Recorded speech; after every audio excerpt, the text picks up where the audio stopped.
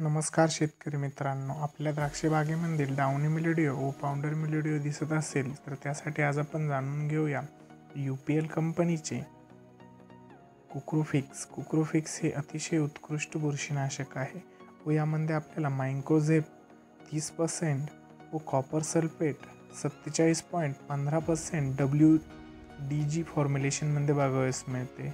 मित्रांनो, याच्या मोड of action बघूया आपण। याच्यामध्ये आपल्याला ब्रॉड स्पेक्ट्रम फंगीसाइड ही ॲक्शन बघावयास मिळते। म्हणजेच मित्रांनो, हे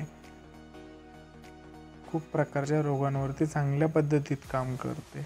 मित्रांनो, याच्यामध्ये आपल्याला मॅग्नेट्स प्लस झिंक बघावयास मिळते। त्यामुळे आपले पीक हे हिरवेपणा दिसून येतो आपल्या पिकामध्ये।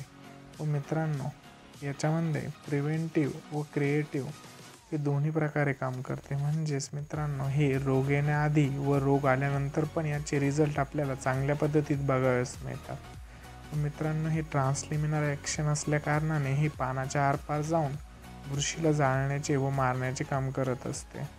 मित्रांनो, हे कोणकोणत्या पिकांवरती चांगल्या पद्धतीत काम करते? काकडी, टोमॅटो, द्राक्ष, दोडका।